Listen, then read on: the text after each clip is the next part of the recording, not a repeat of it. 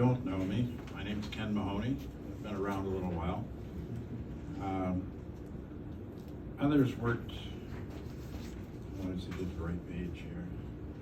The early folks that brought attention to the problems and the condition of the lake is what I want to talk about. Those were activists, not necessarily people who were going to solve the problem, but they wanted to point it out. There was a problem with the lake. It was being contaminated. It was lots of issues with it at the time. My first encounter with it was in 1973. I came back from my honeymoon in Wisconsin, and we had left a window open in the old house a little bit, and the whole inside was covered with dark dirt dust. And it was a release from Hooker at the time. That was our first introduction to Hooker Chemical, specifically. Being an activist at the time wasn't necessarily a popular thing. Many folks were concerned about their jobs, which was true. Their livelihoods were going to go away if these places were shut down.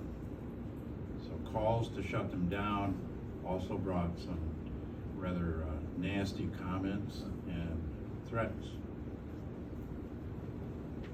And the local press, for example, was encouraged not to even publish anything about Hooker Chemical. For those of us who've been around for a long time, Darwin Bennett published his Montague Observer with a completely blank front page as a protest to the pressure that was on him not to publish anything about Hooker Chemical. It was an issue. They were actually entrepreneurs, I would consider, in business. They were the ones that were out front, getting the things done, and taking the heat for doing them.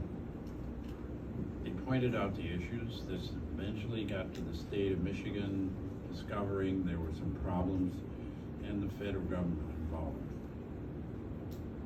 And it led to the eventual cleanup of the Hooker property. Didn't solve the problem exactly, but we dumped it all in a big dump, and now we have the purge wells that continue to keep that stuff out of the lake.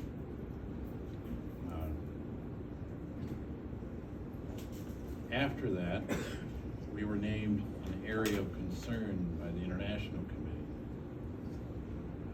which meant we had to do some things with that, and that wasn't necessarily the activist point of view, but it was a hard slog on a lot of people who were on a committee, in and out, for 22 years, trying to get the metrics right so that we could be delisted and be called White Lake the Beautiful again.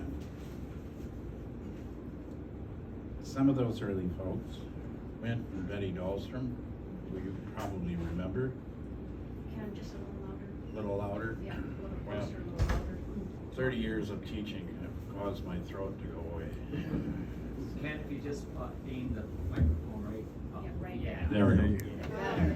All right.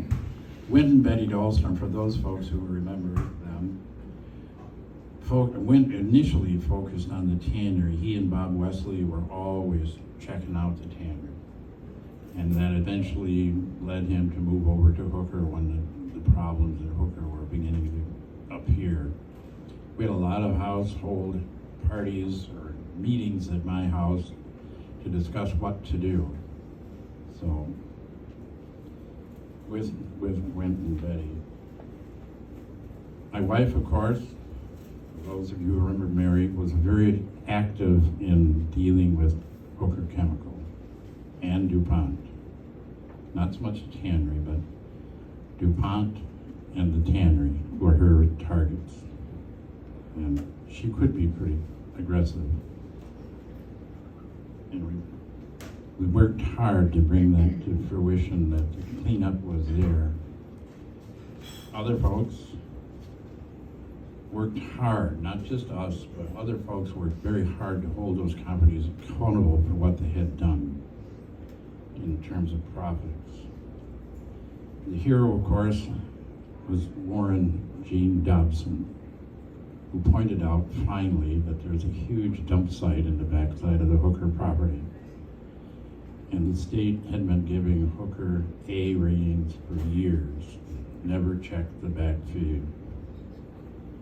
And when they did, they realized that, oh, this is a problem. That's when their efforts started to appear. And you end up with the toxic dump site now is enclosed in a clay-lined vault. Folks like Greg Munn, Marion Dawson, Lois Brinks, Dan Parker, those all stepped up to the plate and did a lot of things to, first of all, make sure that the problem was solved, fixed.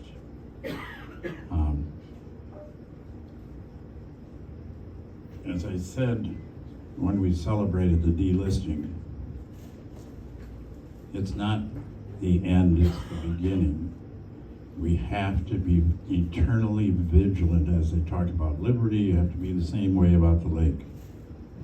Because it doesn't take much and it would be back to where it was.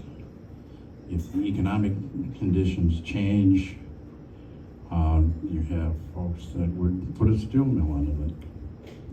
Not a problem. And it was proposed at one time, by the way, as they weren't able to build in Muskegon, so it was suggested they come to White Lake instead. So economics can also drive it. And I'll end my little session. This is why the community was involved. This is a picture of my mother-in-law and my daughter, who is now 48, not 5, picketing at Hooker. The whole community eventually became involved. And the bitterness over losing the jobs kind of went away because they began to realize that the activists were correct. Thank you.